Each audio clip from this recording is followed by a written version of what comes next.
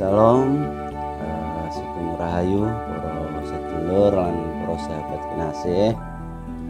Semoga kita sedaya ngunjukaken raos syukur wonten ngarsanipun Gusti Yesus awit kanthi rahmat lan welas asihipun kita tansah dipun paringi kesehatan lan seger waras nggih. Ngantos sakmenika saged pepanggihan malih wonten ing kabar baik kepada sahabat. Mugi sedulur tansah pinaringan bagas waras endah malih terus tansah pinaringan berkah saking ngarsanipun Gusti Yesus. Amin. Nah, bagi sedulur-sedulur atau sahabat yang baru membuka channel ini, perkenalkanlah, nama saya Pak Pendeta Slamet Riyadi.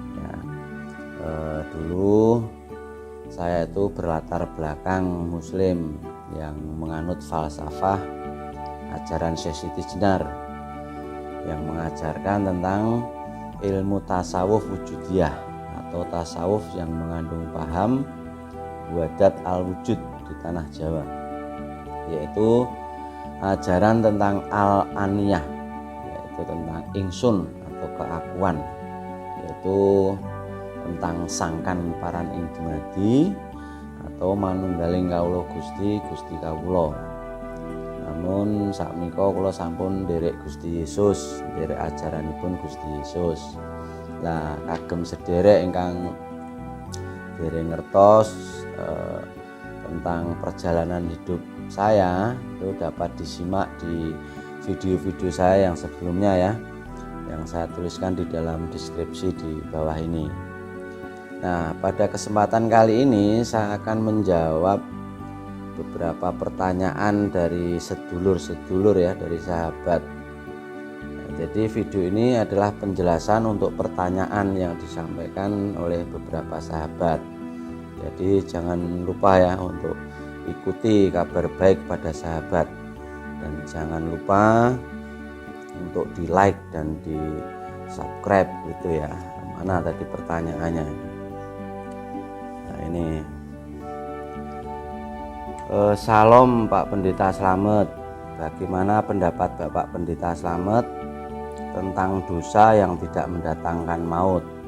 Mohon pencerahannya. Dari Ali Murtadin di Indramayu. Terus ini datang lagi, Salam Pak Pendeta Slamet, saya seorang murtadin, nama saya Saipul dari Magelang. Di dalam keluarga saya satu-satunya orang yang sudah menerima Yesus sebagai Tuhan dan Juru Selamat saya. Keluarga saya, apa ini tulisannya nggak jelas ini. Keluarga saya sebenarnya sudah bisa menerima iman saya, namun mereka selalu bertanya kepada saya, apakah Yesus itu anak Allah? Terus bagaimana mungkin Allah yang Esa dapat memiliki anak? Nah, mohon dijelaskan Pak Pendeta supaya saya bisa menjawab mereka. Dan satu lagi, kenapa Yesus disebut pribadi kedua Allah Tritunggal? Wah, ini pertanyaannya ya agak lumayan serius ini. Makanya ya saya harus menjawabnya dengan serius ini. Wah, kalau nggak serius nanti malah silang surup atau saling nggak bisa diterima nanti malah. Jadi akan saya jawab berdasarkan Alkitab ya, berdasarkan kitab suci. Ini saya jawab dulu yang pertama dari Mas Ali Murtadin di Indramayu ya, bagaimana pendapat Bapak Pendeta Slamet tentang dosa yang tidak mendatangkan maut? Nah, ini dosa memang ada yang mendatangkan maut, ada yang tidak ya. Bentar, ini kok dapat. Oke, jadi saya jawab, dosa yang tidak membawa maut itu mempunyai dua arti. Nah, pertama, dosa yang tidak sampai mengakibatkan dibuang ke dalam neraka dan tidak ada pengampunan. Nah, yang kedua, dosa yang tidak memerlukan pemusnahan tubuh saudara. Nah, ini harus diingat ya, agar roh saudara itu bisa diselamatkan. Ini saudara nanti baca di 1 Korintus 5:5 ya. Nah, arti pertama yaitu jika saudara belum sampai menghujat Roh Kudus, maka dosa saudara itu belum sampai membawa pada kematian kekal. Artinya hanya dosa menghujat Roh Kudus itulah dosa yang membawa kepada kematian kekal atau maut itu tadi. Nah, di sini berarti tidak ada dosa yang tidak bisa diampuni oleh Tuhan Yesus. Jadi kalau kalian melakukan dosa, intinya masih minta pengampunan sama Tuhan dan tidak menghujat Roh Kudus, itu masih ada pengampunan. Misalnya itu contohnya ini seorang pembunuh ya, yang diselamatkan saat dia bertobat. Waktu kalau kita melihat di Alkitab itu akan ada 2 perampok yang dihukum salib saat itu. Namun satu bertobat, nah itu masih bisa diselamatkan ya. Jadi seorang yang bertobat walaupun harus menjalani hukuman mati, jika sebelum hukuman mati dijalankan dia menerima Yesus sebagai Tuhan dan Juru Selamat, maka dia masih bisa diselamatkan. Dan itu ya dan amin ya, bisa diselamatkan. Dia diterima oleh Tuhan. Nah, seperti perampok yang disalibkan bersama dengan Yesus Kristus ya. Jadi satu orang memang nggak bertobat, satu bertobat, itu masih bisa diselamatkan. Jadi tidak ada dosa yang tidak bisa diselamatkan atau yang tidak bisa diampuni, kecuali dosa saudara yang sampai mati tetap menolak gerakan roh, yaitu gerakan Roh Kudus untuk menerima Yesus sebagai Tuhan dan Juru Selamat. Itulah dosa menghujat Roh Kudus ya, sampai mati menolak penyadaran Roh Kudus untuk pengampunan dosa oleh Tuhan Yesus Kristus. Itu jawaban yang pertama ya buat Mas Ali Murtadin dari Indramayu. Nah, berikutnya apa nanti tadi pertanyaannya kok lupa. Ini dia ketemu ya. Dosa ini, apakah Yesus anak Allah? Bagaimana mungkin Allah yang Esa dapat memiliki anak? Terus apa lagi tadi lanjutannya? Dan kenapa Yesus disebut pribadi kedua Allah Tritunggal? Nah, mohon penjelasan dan pencerahannya Pak Bintang Slamet agar keluarga saya memahami. Matur suwun. Itu Yesus amberkahi ya. Oke. Jadi begini, pengenalan akan Allah itu memang tidak mudah bagi orang yang belum menerima keselamatan atau belum menerima anugerah kasih. Jadi sering sekali hal itu ditanyakan, memang betul. Jadi apakah Allah mempunyai anak? Banyak orang tidak mengerti dan tidak menerima konsep bahwa Allah mempunyai anak. Bahkan mereka ada ayat mengatakan Allah tidak memperanakkan dan Allah tidak diperanakkan. Demikian penegasan suatu agama tertentu ya. Nah, ajaran bahwa Allah mempunyai anak ini tidak mereka terima karena kegagalan mereka untuk mengerti doktrin tentang Allah Tritunggal. Nah, doktrin Allah Tritunggal itu bukanlah suatu ajaran yang direkayasa atau dikarang oleh orang-orang Kristen, bukan. Ajaran ini sudah diwahyukan sejak zaman Perjanjian Lama. Jadi saudara kalau mau baca Alkitab ya harus minta bimbingan Roh Kudus ya, biar mengerti isi firman Tuhan. Apalagi memang sebagai orang yang baru lahir baru ya, artinya baru menerima Tuhan, memang pemahaman ini agak sedikit sulit ya. Namun tidak ada yang tidak mungkin kalau kita itu mau merendahkan hati kita, diri kita untuk supaya Roh Kudus pimpin kita untuk mengerti tentang kebenaran firman Tuhan. Nah, jadi doktrin Allah Tritunggal itu bukan suatu ajaran yang direkayasa atau dikarang-karang oleh orang Kristen, itu bukan. Ajaran ini sudah diwahyukan sejak zaman Perjanjian Lama. Kalau kita lihat kitab Perjanjian Lama ya, Jadi rahasia yang ajaib ini sudah tersembunyi di dalam Alkitab Perjanjian Lama. Misalnya di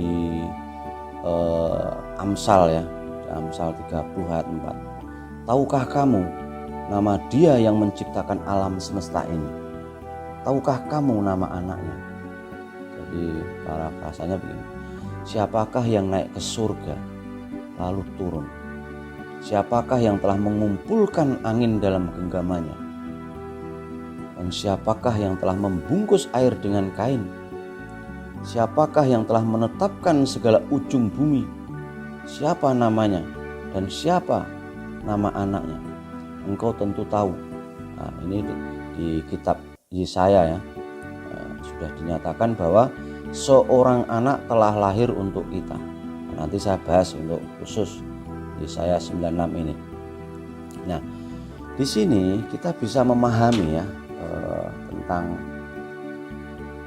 bahwa Yesus Kristus sebagai anak Allah ini sebenarnya sudah dinubuatkan di dalam kitab Perjanjian Lama. Ya. Anak ini disebutkan memiliki nama dan status yang sangat tidak biasa. Dia disebut sebagai penasihat ajaib, Allah yang perkasa, Bapa yang kekal, Raja damai.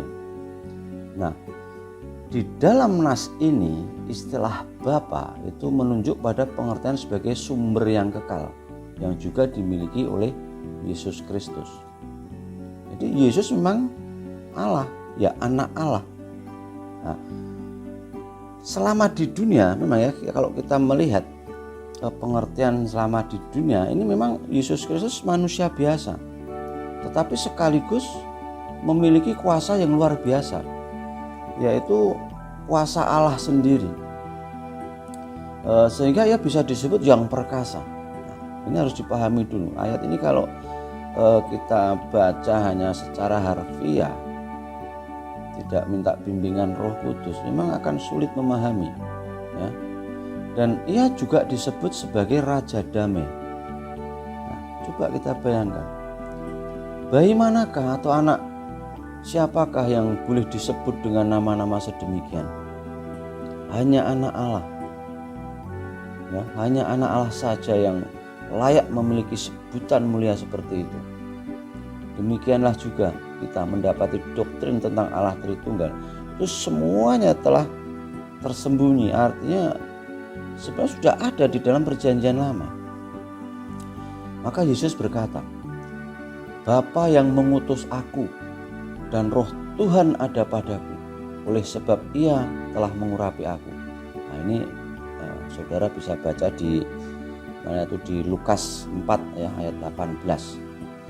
Nah, yang merupakan kutipan dari Yesus atas Yesaya 61 1-2.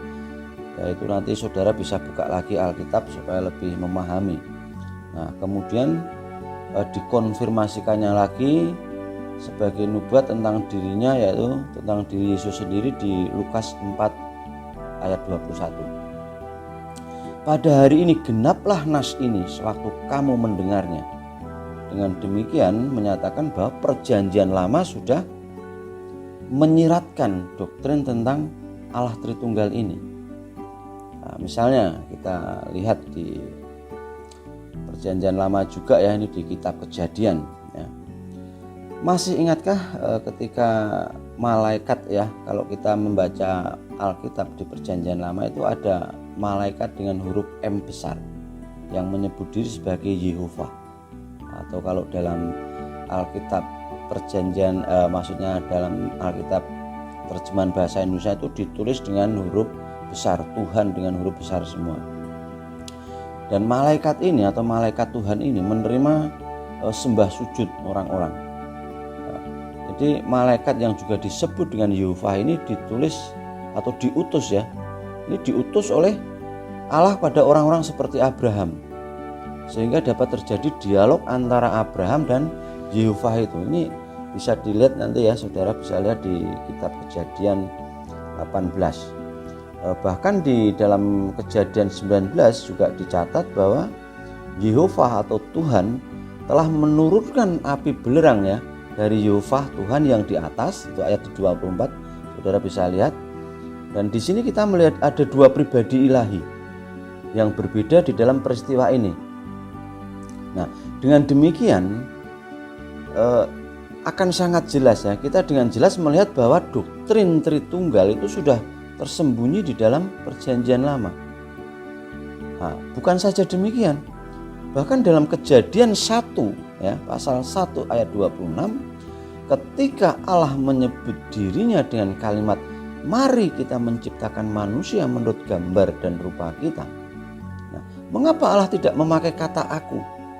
Ini harus dipahami ya saudara-saudara ya, supaya kita dalam belajar firman Tuhan atau untuk mengerti firman Tuhan itu harus benar-benar kita itu bersih diri kita itu. Artinya biarlah Tuhan sendiri, biarlah Roh Kudus yang memimpin kita.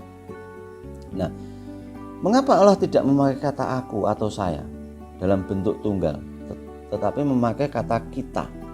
Nah, memang ada pandangan dalam agama-agama timur bahwa tidak boleh menyebut nama Allah di dalam bentuk tunggal, tetapi memakai bentuk jamak untuk itu memberikan gambaran keagungan gitu. Memang ini sudah bentuk sastra khusus ya. Tetapi saudara harus ingat ya, perlu diingat bahwa ini adalah kebiasaan manusia ketika menyebutkan dewa-dewa mereka. Tetapi di sini ada sebutan diri Allah sendiri. Allah memperkenalkan diri bukan sebutan intinya begini. Tetapi di sini adalah sebutan diri Allah sendiri. Jadi Allah memperkenalkan diri bukan dengan bentuk tunggal tetapi jamak.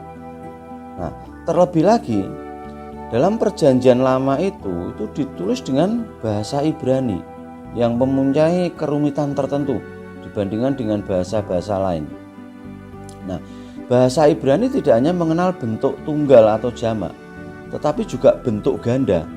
Nah, pada saat memakai kata Allah tidak pernah memakai bentuk tunggal dan juga tidak memakai bentuk ganda, tetapi memakai bentuk jamak. Nah, lalu mengapa bentuk jamak itu dilihat 3, bukan 4, 5 atau dan lainnya misalnya 6, 7. Nah, hal ini tergabung dan tersirat di dalam seluruh kitab suci, yaitu di dalam Alkitab. Nah, hal ini tergabung semuanya. Kalau kita membaca dari kitab Kejadian seterusnya tentang nubuat-nubuat itu terlihat. Nah, salah satunya terlihat dalam kata ini ya, di Yesaya 6:3. Itu ada kalimat begini, kudus, kudus, kuduslah Tuhan semesta alam. Jadi kalau kita perhatikan ayat ini tidak ditambah satu lagi kata kudus, tidak, hanya 3.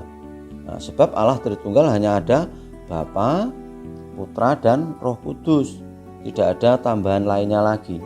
Ini harus dipahami supaya kita itu mengenal Allah yang sejati ya, bukan istilahnya Allah yang hanya bayangan atau angan-angan pikiran kita, itu bukan seperti itu. Nah, kenapa Yesus Kristus itu tadi pertanyaan disebut pribadi kedua Allah Tritunggal? Seperti yang saya katakan tadi, di dalam nubuat-nubuat Perjanjian Lama mengenai Mesias yang akan datang itu sudah ditegaskan sifat-sifat ilahinya ya, sebagai pribadi kedua dari Allah Tritunggal. Ya, Yesus Kristus bukan manusia biasa, melainkan manusia sejati yang mempunyai sifat ilahi. Nah, hal ini sudah dikatakan oleh para nabi. Ini akan saya ambil misalnya di Mika 5 ya, ayat 1. Tetapi engkau, hai Betlehem Efrata, hai yang terkecil di antara kaum-kaum Yehuda, daripada begini, saya ulang lagi ya supaya lebih ini. Tetapi engkau, hai Betlehem Efrata, hai yang terkecil di antara kaum-kaum Yehuda, daripadamu akan bangkit bagiku seorang yang akan memerintah Israel, yang permulaannya sudah sejak purbakala, sejak dahulu kala. Ini di kitab Mika ya, pasal 5 ayat 1. Nah, dalam ayat ini kalau kita melihat tentang keesaan Allah itu menjadi dasar daripada kita untuk mengerti kalimat artinya mengerti tentang sifat Allah, yaitu yang transenden, yang kudus, mutlak, sempurna dan kekal. Sebab keesaan itu mengandung transenden, kekudusan, kemutlakan dan kesempurnaan serta kekekalan. Ini harus dipahami dulu. Kekal berarti melampaui waktu. Ya, sebelum waktu diciptakan hingga sesudah waktu berakhir. Jadi waktu itu diciptakan oleh Tuhan, sehingga waktu mempunyai permulaan dan akhir. Nah, itu semua Tuhan yang menciptakan. Makanya kalau kita memahami tentang penciptaan kita akan tahu. Jadi sehingga waktu itu mempunyai permulaan dan akhir menurut kehendak Allah. Jadi Allah sang pencipta waktu, maka waktu akan kembali kepada Allah dan sejarah harus bertanggung jawab pada Dia yang menciptakannya, yaitu pada Tuhan Allah. Ini harus dipahami dulu ya, supaya saudara-saudara tidak bingung nantinya. Jadi karena Allah itu pencipta waktu dan sejarah, maka Allah tidak berada di dalam waktu, melainkan melampaui waktu. Ini harus dipahami. Jadi Ia tidak terikat oleh waktu. Tuhan Allah itu tidak terikat oleh waktu. Sebaliknya Ia menguasai waktu dan sejarah. Ini harus dipahami dulu ya, supaya kita tidak terkecoh dengan mereka yang tidak mengenal tentang kekekalan, tentang Allah yang maha hidup, Allah yang maha kekal, yang alfa dan omega. Jadi Allah berada di dalam kekekalan sebelum waktu dicipta dan sesudah waktu berhenti atau setelah sejarah berakhir. Allah sudah ada dan terus ada, karena Allah adalah kekal adanya. Ini harus dipahami ya. Nubuat di dalam Mika 5:1 tadi yang saya bacakan itu mengenai Yesus, mengenai Yesus Kristus. Nah, ini mengatakan bahwa Yesus yang akan bangkit dari Bethlehem Efrata, yaitu kota kelahiran Yesus. Ini mempunyai permulaan atau akar sudah sejak purbakala, jadi sudah alfa gitu ya. Purbakala itu ya dari awal gitu. Nah, jadi yang disebut sejak purbakala itu ya sejak dari kekekalan. Ini supaya saudara memahami kalimat ini. Jadi ini berarti Yesus Kristus yang dilahirkan sebagai manusia itu mempunyai sifat ilahi, sebab Dia sudah ada sejak kekekalan. Sekarang akan saya bacakan untuk, tadi saya janji membacakan di kitab Yesaya 96 ya, ini supaya lebih paham lagi. Sebab seorang anak telah lahir untuk kita, seorang putra telah diberikan untuk kita. Lambang pemerintahan ada di atas bahunya. Dari namanya disebut orang ajaib, ya, penasehat, Allah yang perkasa, Bapa yang kekal, Raja damai. Ya, ini luar biasa. Mana ada anak yang belum lahir udah diberi nama seperti itu. Kalau saudara ya mungkin mau punya anak wis mikir sih jeneng, tapi kan ya enggak sampai segitunya toh, kan gitu. Nah, pada waktu Yesaya menuliskan nubuat mengenai Kristus Yesus ini yang akan diberikan bagi keselamatan manusia, dia memang mengatakan bahwa yang akan diberikan itu adalah seorang anak, seorang bayi laki-laki. Namun kemudian juga memberitahukan mengenai namanya. Nah, dari nama-nama yang diberikan kepadanya itu kita dapat mengetahui bahwa anak itu bukanlah manusia biasa. Dia dikatakan mempunyai sifat ilahi. Nah, misalnya ajaib ya, yang pertama kita bahas disebut ajaib. Nah, pada waktu Manoah menanyakan kepada malaikat, kalau kita baca di Perjanjian Lama ya, pada malaikat Tuhan di sini, yaitu pribadi kedua Allah Tritunggal yang menampakkan diri dalam rupa manusia kepada sejumlah tokoh dalam Perjanjian Lama, mengenai namanya ya ini ya, mengenai nama malaikat Tuhan itu tadi, yaitu dia menjawab begini, mengapa engkau juga menanyakan namaku? Bukankah nama itu ajaib? Itu saudara bisa baca di kitab Hakim-Hakim ya, itu di pasal 13-18. Nah, akar kata Ibrani untuk sebutan ini adalah pala. Itu yang dapat berarti agung atau menunjukkan sesuatu yang luar biasa. Nah, di sini mula-mula sekali sudah ditanamkan konsep bahwa dia adalah manusia yang tidak sama dengan manusia yang biasa. Dia adalah pribadi yang agung, yaitu Allah sendiri. Nah, sekarang yang kedua, dia disebut penasihat, yaitu pribadi yang maha bijak, yang menjadi sumber hikmat dan memberikan hikmat pada manusia. Nah, kita telah mengetahui Allah lah yang menjadi sumber hikmat bagi manusia. Nah, di dalam Alkitab bahasa Indonesia, kalau kita baca di Alkitab LAI, terjemahan Lembaga Alkitab Indonesia, kedua sebutan ini digabung. Kalau kita lihat ya, itu penasihat ajaib. Nah, ini bagi saya lebih sesuai ya dengan kitab Yesaya di pasal 28 ayat 29, di mana di situ dikatakan bahwa Allah ajaib di dalam keputusannya dan agung dalam hikmatnya. Nah, yang ketiga, Yesus Kristus disebut Allah yang perkasa. Ini luar biasa sekali ya. Jadi bukan hanya sekedar anak yang perkasa atau bukan, tapi ini memang merupakan satu boleh dibilang kemahakuasaannya itu loh. Jadi kalau kita lihat misalnya di Yohanes 6:62 ya, Yohanes pasal 6:62, ini saudara nanti bisa lihat. Ini berarti bahwa mereka hanya melihat istilahnya itu tentang kekuasaannya. Kalau orang melihat mungkin hanya kekuasaan di dunia aja, dalam arti waktu Tuhan sebagai manusia ya, waktu kemanusiaannya melihat tentang perbuatan-perbuatannya yang dilakukan secara spektakuler dan ajaib. Namun di sini bukan hanya itu saja. Kita harus memahami bahwa Kristus di dalam periode inkarnasinya dan juga di dalam kekekalannya ini harus kita bisa mengerti. Nah, misalnya di dalam periode inkarnasi atau saat menjadi manusia, memang di sini kita melihat Kristus terbatas, bahkan boleh saya katakan membatasi dirinya.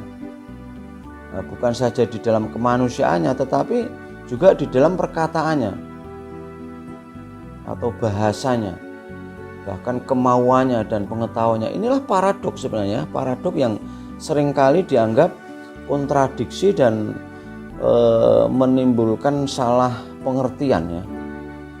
Jadi sering terjadi itu, jadi sebuah paradoks menjadikan misalnya itu menimbulkan salah pengertian di dalam konteksnya misalnya gitu. Jadi di antara orang-orang yang tidak mengerti kebenaran, itu aneh memang ada kalau orang belum mengenal tentang kebenaran ya, seringnya ya mencari-cari yang itu tentang kemanusiaan daripada Tuhan Yesus saat menjadi manusia.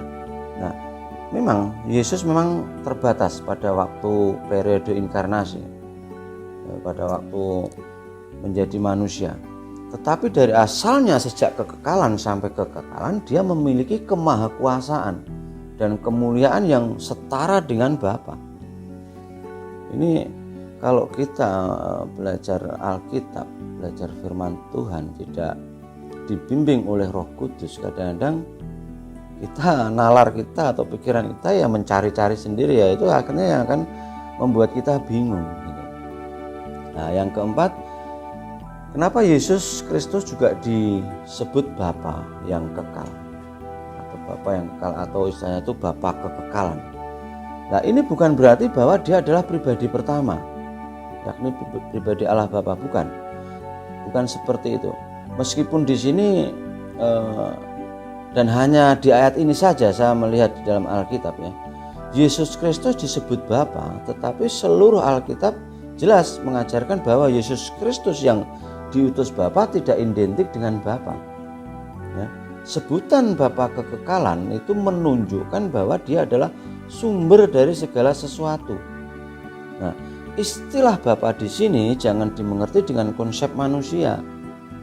Nanti jawabannya akan berbeda. Jadi untuk sebutan Bapa di sini jangan dimengerti hanya dengan konsep manusia yang mengenal Bapa di dalam hubungan dan ibu dan anak secara genetika, seperti bukan. Jadi Allah bukanlah manusia. Sebab itu kita tidak boleh memakai konsep atau cara berpikir manusia di dalam mengerti Allah. Itu nggak bisa. Kalau kita memakai konsep manusia untuk mengerti Allah itu, waduh, nanti jadinya ya nyun sewu, melenceng kayak gitu. Nah, tetapi di sini itu terminologi Bapa itu berarti sumber dari segala sesuatu, ya, yang mengeluarkan atau menciptakan segala sesuatu yang lainnya. Nah, sekarang yang kelima, ini di sini Yesus Kristus disebut Raja Damai. Nah, ini menunjukkan bahwa Dia adalah sumber damai yang sejati, ya, yang memberikan damai yang sesungguhnya kepada dunia. Nah, Dia adalah Raja keturunan Daud, tunas Isai, yang memerintah sampai selama-lamanya dan yang permulaannya dari dahulu kala, dari kekekalan sampai selama-lamanya. Ini harus dipahami dulu ya, supaya nanti kita tidak salah paham untuk memahami tentang Raja Damai, dalam arti bukan hanya damai yang sementara, bukan ya. Jadi hanya melalui Yesus Kristus kalau kita mau memahami ini semua, barulah dunia ini mencapai apa yang diidam-idamkan, yaitu perdamaian yang sejati. Karena Tuhan Yesus mengajarkan tentang hukum kasih. Nah, ini ajaran ini enggak ada selain dalam Yesus Kristus. Ini luar biasa. Makanya kenapa saya dari makrifat sampai menerima, ya, dari ajaran makrifat sampai menerima ajaran Yesus, karena ajaran Yesus Kristus di atas segalanya. Ajaran kasih ini luar biasa sekali. Ya, ini harus supaya kita memahami. Jadi semuanya ini menunjukkan sifat ilahi Kristus. Dia akan menjadi besar dan akan disebut anak Allah yang maha tinggi, dan Tuhan Allah akan mengaruniakan kepadanya tahta Daud bapa leluhurnya, dan ia akan menjadi raja atas kaum keturunan Yakub sampai selama-lamanya, dan kerajaannya tidak akan berkesudahan. Roh Kudus akan turun atasmu, dan kuasa Allah yang maha tinggi akan menaungi engkau. Sebab itu anak yang akan kau lahirkan itu akan disebut kudus, anak Allah. Ini kalau kita baca di kitab Lukas 1 ayat 32 sampai 35. Ini ya mohon maaf, saya hanya menjabarkan secara ringkasnya gitu ya. Jadi sebelum kelahirannya itu malaikat datang pada anak darah Maria untuk memberitahukan bahwa dia akan mengandung dan melahirkan seorang juru selamat, dan namanya disebut Kudus, anak Allah. Nah, itu kita lihat di Lukas 1:35 ya. Nah, di sini istilah kudus dipakai dalam pengertian yang khusus, sebagaimana yang sering muncul di dalam kitab Yesaya, yang maha kudus, Allah Israel, atau satu-satunya yang kudus. Jadi Allah Israel. Nah, Kristus adalah satu-satunya yang kudus, yang melampaui semua orang kudus dan segala malaikat atau utusan Allah lainnya. Nah, ini menunjukkan Kristus mempunyai kualitas sifat kekudusan yang hanya ada pada Allah. Dialah Sang Kudus, anak Allah. Nah, konsep Kristus sebagai anak Allah ini memang sulit diterima oleh agama lain, termasuk yang muncul setelah kekristenan. Ya nggak usah saya sebutkan ya, itu kalau dengar anak Allah itu orang-orang itu udah pada kepanasan, karena mereka menganggap Allah itu tidak memperanakkan dan tidak diperanakkan.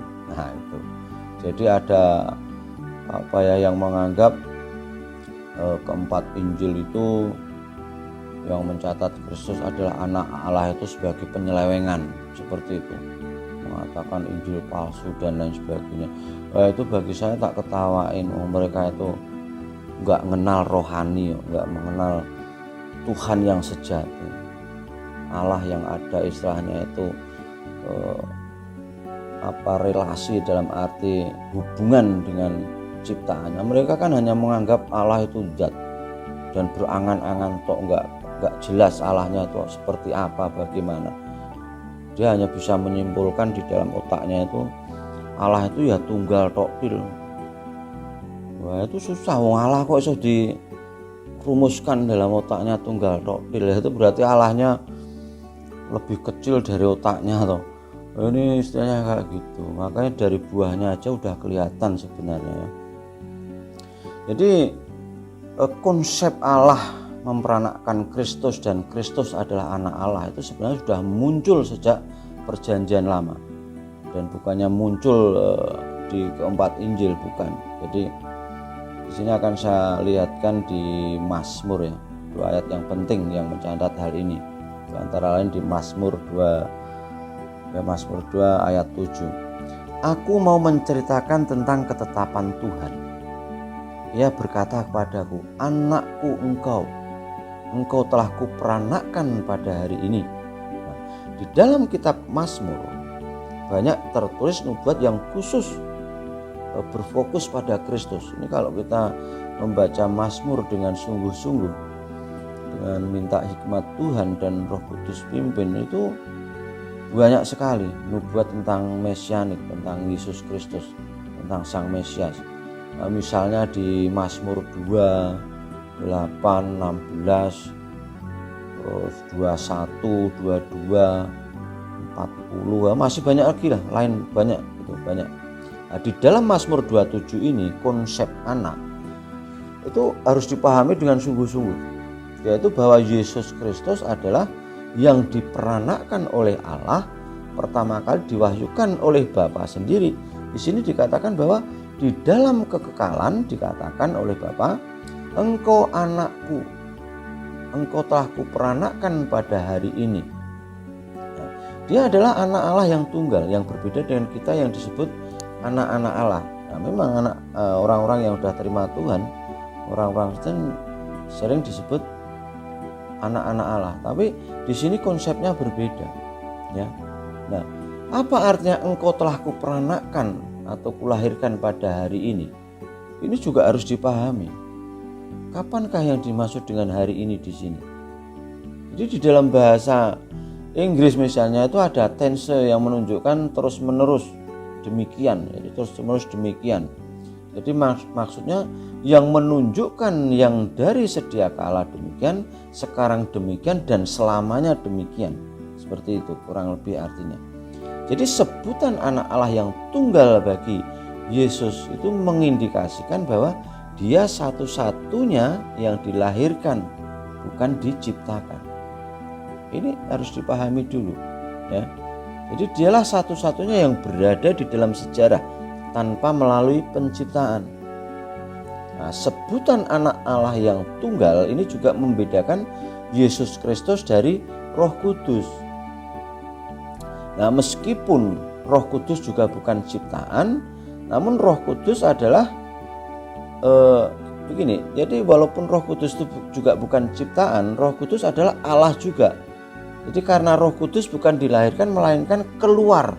Nah, ini harus dipahami. Keluar dari Bapa dan Anak.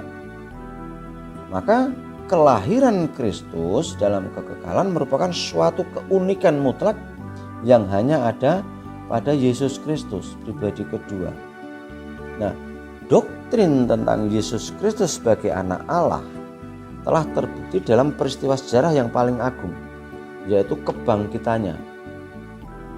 Ingat, ini luar biasa kalau kita belajar tentang kebangkitan Tuhan Yesus Kristus ya, untuk menebus dosa umat manusia. Setelah disalibkan, mati dan dikuburkan, bangkit dalam 3 hari itu. Nah, dalam sejarah baik di Perjanjian Lama maupun di Perjanjian Baru, kita juga mengetahui memang ada orang-orang yang dibangkitkan. Misalnya anak janda di Sarfat ya, itu yang dibangkitkan oleh atau melalui perantaraan Nabi Elia, misalnya itu di kitab 1 Raja-Raja 17. Kalau kita baca di ayat 17 sampai 24. Terus ada anak perempuan disunem oleh Nabi Elisa, itu di 2 Raja-Raja 4 18 sampai 37, dan masih banyak lagi. Namun berbeda saat Tuhan Yesus membangkitkan orang mati. Itu sangat berbeda. Kalau mereka para nabi berdoa dulu, minta sama Tuhan Allah untuk memberi kekuatan, untuk membangkitkan. Namun Yesus berbeda. Yesus langsung memakai kuasanya dan berkata, bangkitlah, bangkitlah engkau. Nah, itu pada waktu Tuhan Yesus kata talitakum, itu artinya hai anak, aku berkata padamu bangunlah. Itu ada di pada peristiwa anak perempuan Yairus, itu langsung bangkit, berdiri dan berjalan. Jadi pada waktu Yesus berkata bangkitlah engkau hai anak, kata itu sebenarnya kalau kita bisa memahami itu, memang pada zaman katakanlah dalam perjanjian baru pun juga ada ya beberapa rasul yang menyembuhkan, yang membangkit. Tapi kan itu semua mereka berdoa dulu pada Tuhan, pada Allah. Namun Yesus tidak. Saat dia mengatakan bangkitlah atau menyembuhkan, itu semua keluar dari kuasanya.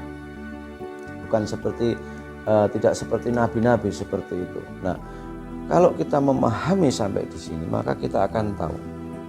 Nah, kita akan belajar dulu tentang pernyataan Kristus sendiri. Ini supaya kita paham ya. Misalnya di dalam wahyu yang diberikan olehnya sendiri, Kristus sudah menyatakan bahwa dia itu mempunyai sifat ilahi. Sebenarnya yang mengenai hal ini saja kita akan belajar luar biasa. Kalau kita baca di yang tercantum di dalam Yohanes 8 ya, saya bacakan di Yohanes 8 ayat 56 sampai 59. Nah, oke, ketemu ya. Abraham bapamu bersukacita bahwa ia akan melihat hariku, dan ia telah melihatnya dan ia bersukacita. Maka kata orang-orang Yahudi itu padanya, umurmu belum sampai 50 tahun dan engkau telah melihat Abraham. Nah, kata Yesus pada mereka, aku berkata kepadamu, sesungguhnya sebelum Abraham jadi, aku telah ada. Lalu mereka mengambil batu untuk melempari Tuhan Yesus, tapi Tuhan Yesus menghilang dan meninggalkan bait Allah.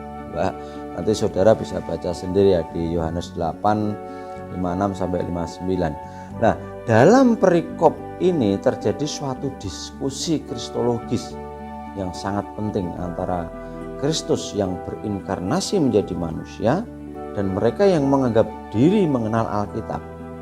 Nah, di dalam percakapan itu Yesus mengatakan, ini kalau boleh saya katakan begini, nenek moyangmu pernah bertemu dengan aku dan ia bersukacita.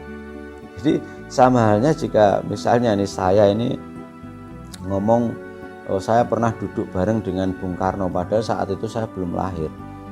Nah, mungkin pada waktu itu ya, kalau saya berkata demikian, mungkin orang akan boleh dibilang menganggap saya orang yang gila atau dan lain sebagainya. Karena saat Bung Karno meninggal saya kan belum lahir, ibaratnya kayak gitu. Atau saya masih kecil kok saya udah makan bareng kemana-mana bareng, kan pasti saya dianggap gila. Namun di sini berbeda. Yesus tetap menjawab dengan tegas, dengan kalimat yang paling agung yang pernah keluar dari mulut manusia, yaitu Tuhan Yesus Kristus saat menjadi manusia. Sesungguhnya aku berkata kepadamu. Sesungguhnya itu artinya amin, ya dan amin ya. Sesungguhnya aku berkata kepadamu, sebelum Abraham ada, aku sudah ada. Nah, kalimat Tuhan Yesus itu di dalam bahasa aslinya atau Yunani itu sangat jelas. Atau di dalam salah satu terjemahan bahasa Inggris itu dikatakan verily, verily, I say unto you. Ini jelas banget kalau kita melihat secara itu ya. Jadi aku sudah ada, artinya itu menunjukkan tentang kekekalannya atau eksistensinya, keberadaannya. Ya, ini luar biasa. Jadi dalam ayat ini kalau kita itu merenungkan secara mendalam, itu akan kita temukan kalimat begini. Jadi keberadaan Tuhan Yesus itu mendahului keberadaan Abraham. Ya, Abraham adalah suatu eksistensi yang pernah eksis di dalam sejarah saat itu, tetapi keberadaan Abraham adalah keberadaan yang bisa lewat dan memang sudah lewat. Namun keberadaan Tuhan Yesus adalah keberadaan sebelum Abraham dan sesudah keberadaan Abraham yang sudah lewat. Nah, sampai sekarang keberadaan Tuhan Yesus tetap ada. Nah, ini adalah suatu kesinambungan yang menunjukkan keberadaan yang transenden, yang tidak digeser.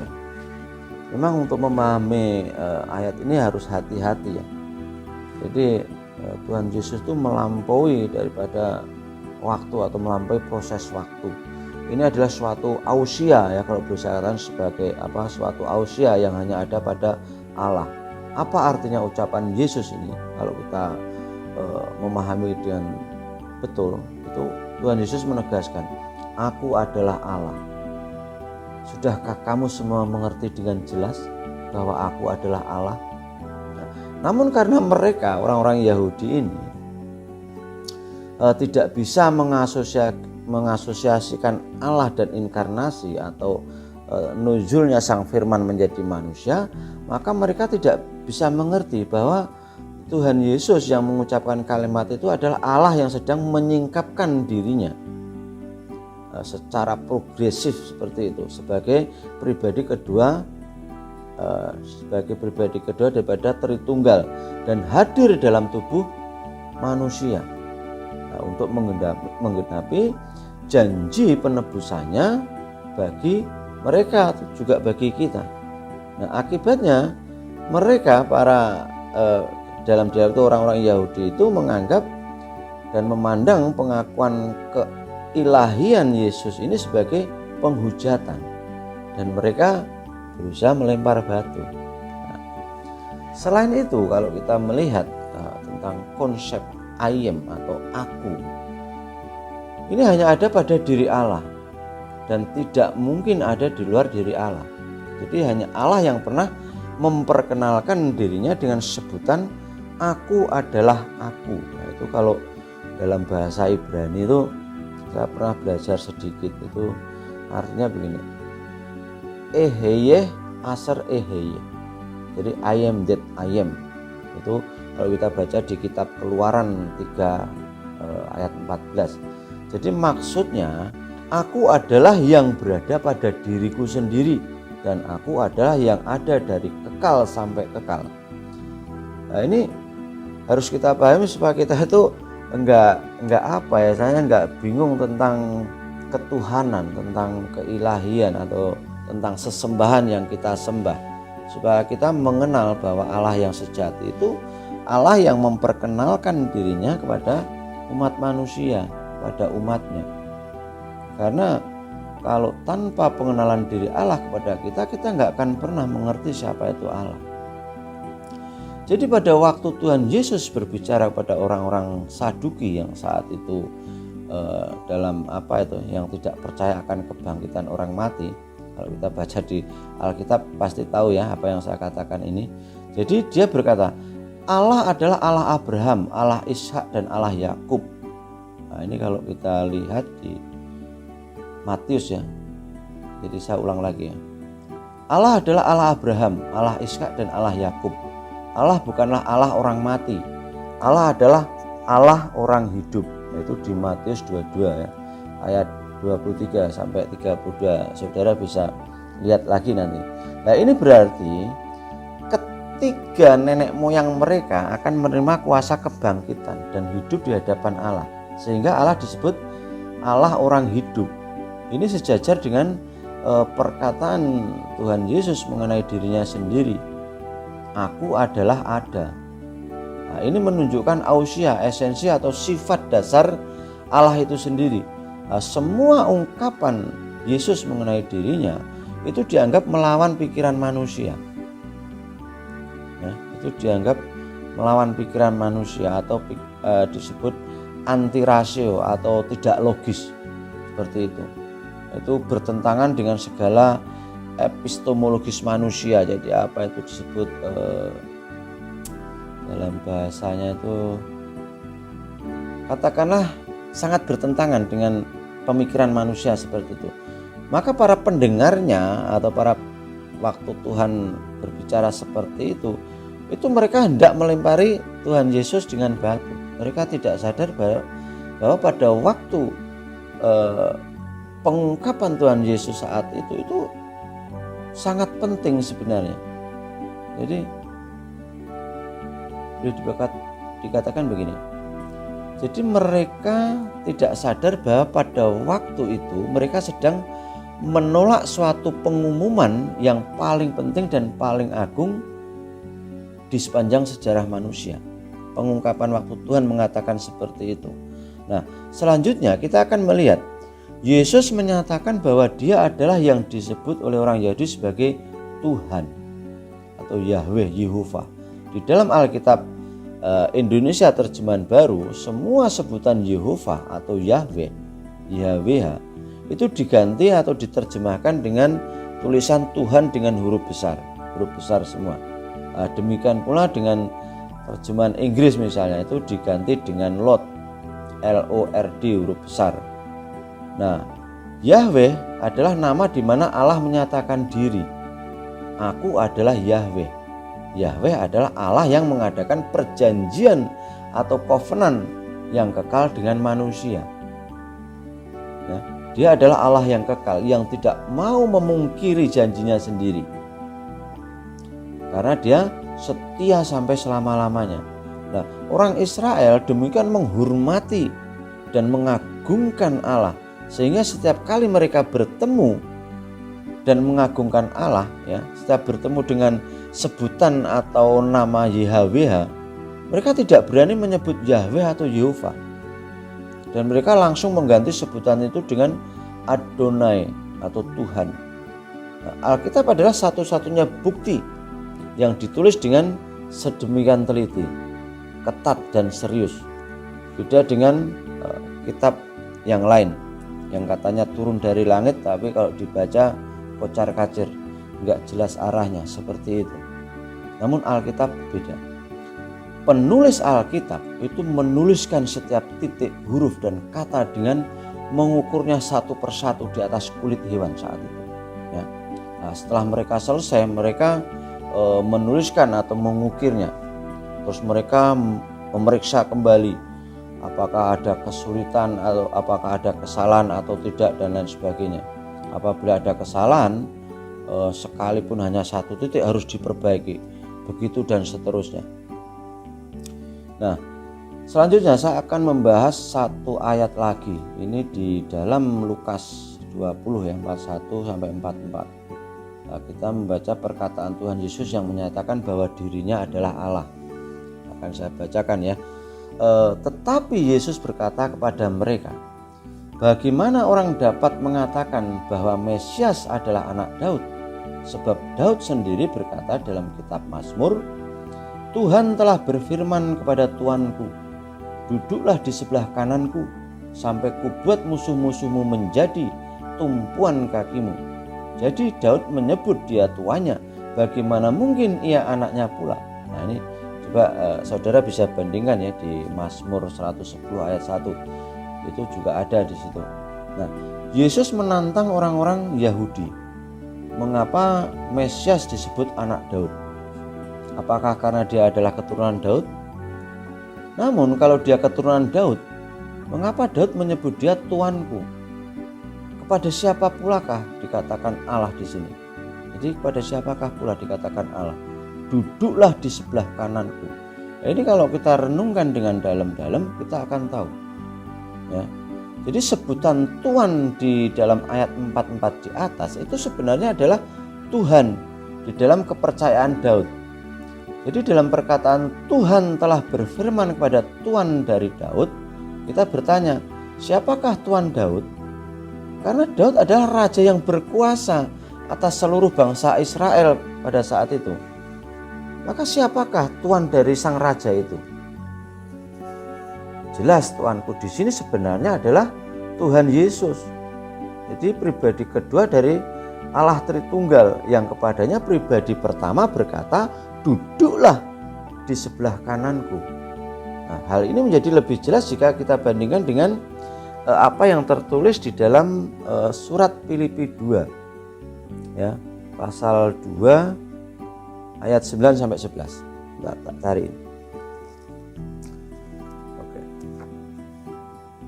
Itulah sebabnya Allah sangat meninggikan dia dan mengaruniakan kepadanya nama di atas segala nama, supaya dalam nama Yesus bertekuk lutut segala yang ada di langit dan yang ada di atas bumi dan yang ada di bawah bumi, dan segala lidah mengaku Yesus Kristus adalah Tuhan bagi kemuliaan Allah Bapa.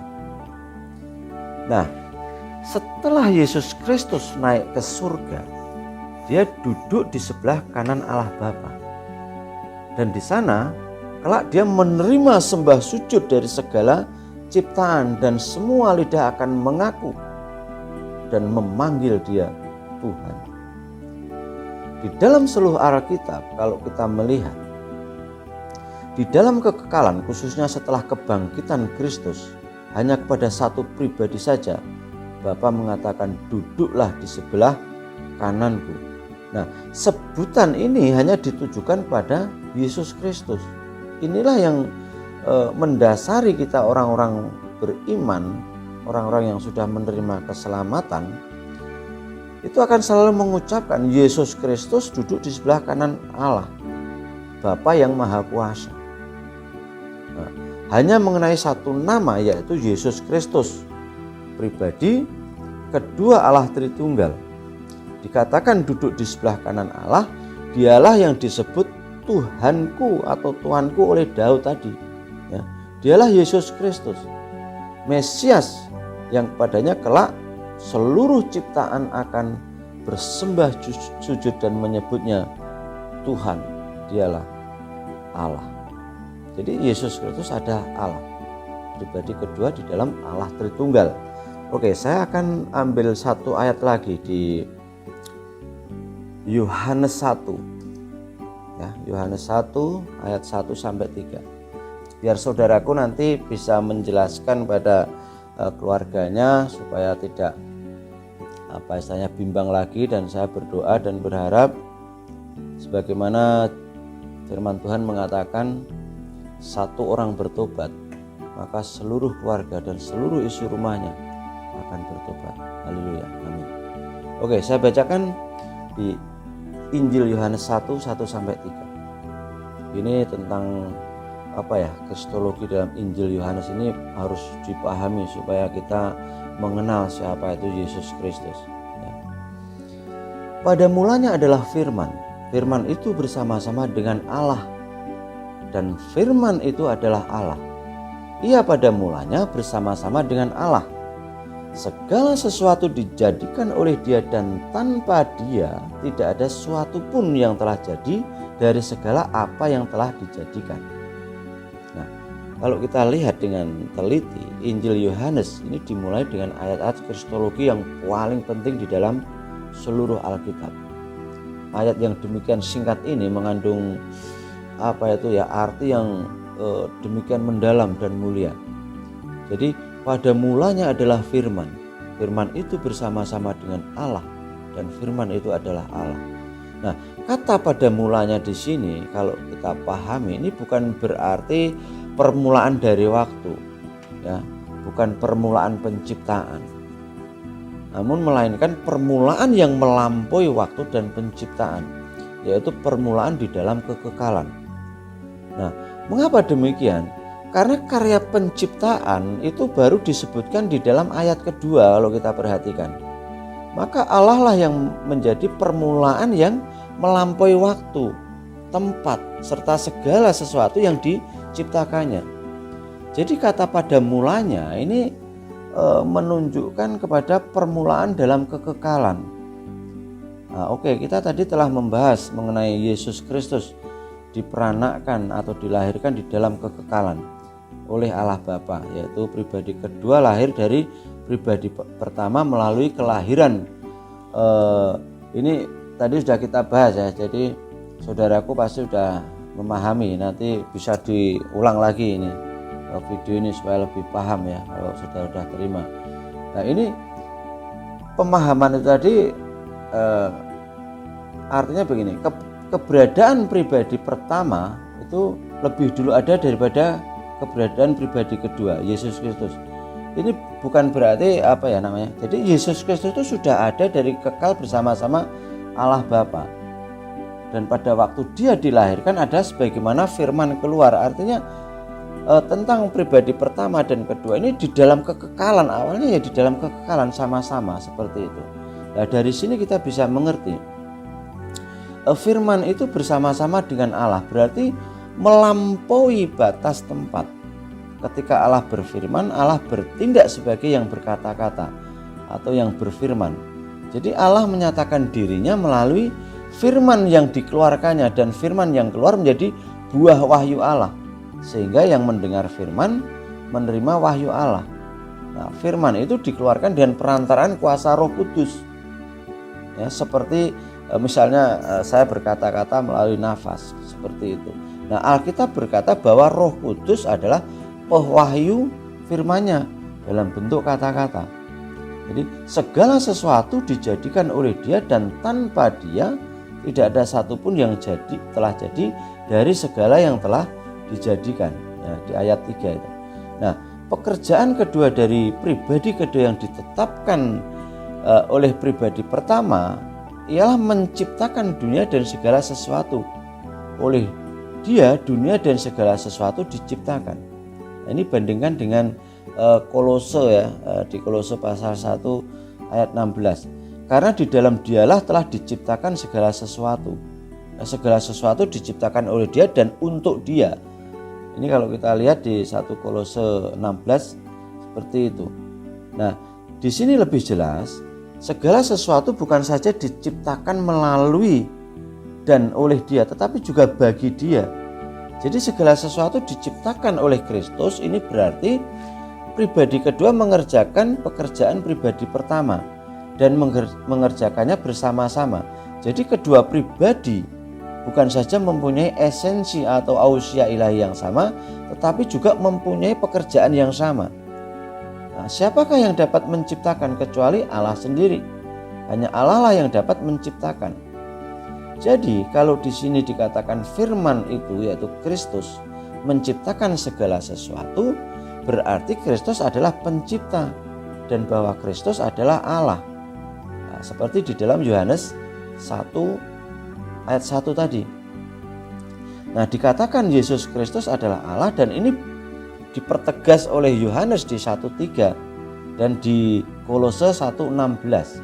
Nah, di mana dikatakan Dia melakukan pekerjaan menciptakan atas Dia melakukan pekerjaan penciptaan atas segala sesuatu.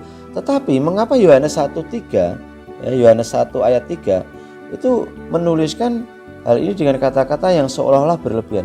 Segala sesuatu dijadikan oleh Dia dan tanpa Dia tidak ada suatu pun yang telah jadi dari segala yang telah dijadikan. Nah, apakah cukup kalau hanya ditulis segala sesuatu diciptakan oleh Dia? Sebenarnya ayat ini tidak memakai kata-kata secara berlebihan. Sebab kata-kata tanpa Dia tidak ada suatu pun yang telah jadi dari segala yang telah dijadikan. Ini penting sekali bagi orang yang mau mengerti tentang kristologi yang benar. Itulah saudaraku yang terkasih. Jadi supaya saudaraku bisa memahami tentang ayat-ayat tersebut ya, supaya kita tidak terumbang-ambing, atau kalau mendapat pertanyaan dari saudara-saudara yang belum mengenal Tuhan, kita tidak bisa menjawabnya. Namun karena pengenalan akan Allah itu bergantung pada pernyataan dirinya sendiri, yaitu pernyataan Tuhan Allah, maka percaya pada pernyataannya sebagaimana yang ditemukan dalam firman-Nya, yaitu Alkitab, kitab suci, itu lebih penting ketimbang menemukan jawaban atas pertanyaan kita yang paling sulit sekalipun. Dalam Alkitab, percaya kepada pernyataan diri Allah sebagai kebenaran dan menaati kebenaran, itu disebut iman. Jadi saudaraku yang terkasih, siapa tadi namanya, Mas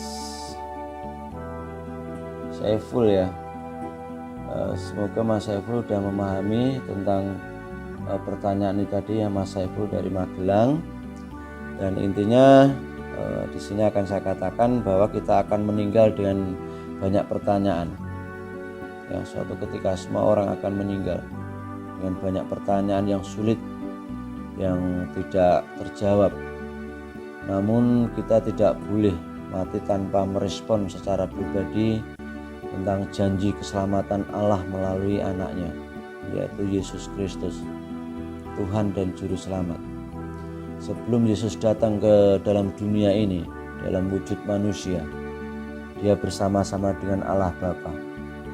Allah mengutus anaknya ke dunia, lahir dari seorang anak perawan sebagai Allah yang lahir menjadi manusia, yaitu Yesus hidup secara sempurna, menjadi peta dan teladan kita untuk mengikuti ajaran-ajarannya, mengikuti perintah-perintahnya, yaitu tentang hukum kasih.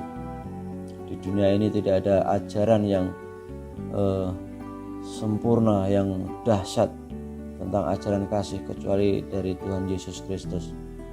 Makanya dulu saya sebagai pengikut ajaran Syekh Siti Jenar dalam makrifat tasawuf, yang boleh dibilang penuh dengan kesabaran, penuh dengan apa istilahnya itu mengalah dan lain sebagainya, namun tetap aja ada kekosongan, yaitu kekosongan rohani, bahwa tentang keselamatan jiwa belum ditemukan. Semua masih berusaha mencari, namun di dalam Yesus Kristus semuanya iya dan amin. Ini haleluya, luar biasa. Dia tidak pantas menanggung hukuman dosa saya sebenarnya dan dosa saudara-saudara yang terpisah dari Allah melalui kematian, namun dengan mati di atas kayu salib dan bangkit dari antara orang mati, Tuhan Yesus telah membayar hukuman dosa dan menghancurkan semua dominasi dosa bagi mereka yang percaya kepadanya.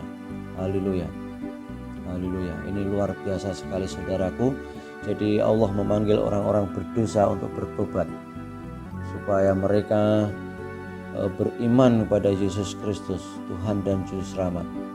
Karena begitu besar kasih Allah akan dunia ini, sehingga Ia telah mengaruniakan anaknya yang tunggal, supaya setiap orang yang percaya kepadanya tidak binasa, melainkan beroleh hidup yang kekal. Haleluya. Sebab Allah mengutus anaknya ke dalam dunia bukan untuk menghakimi dunia, melainkan untuk menyelamatkannya oleh Dia. Barang siapa percaya kepadanya, ia tidak akan dihukum.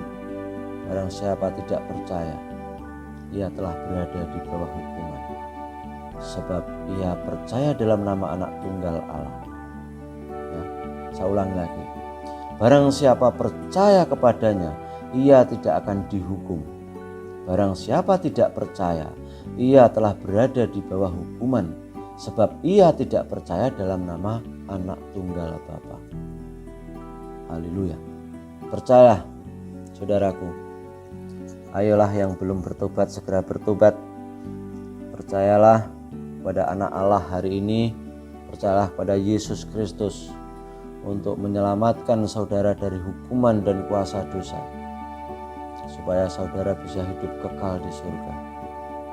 Saudaraku yang mendengar dan melihat video ini, dan juga buat saudara-saudaranya Mas Saiful yang ada di Magelang, apakah saudara-saudara sudah membuat keputusan untuk menerima Kristus Yesus sebagai apa yang saudara baca atau lihat di sini?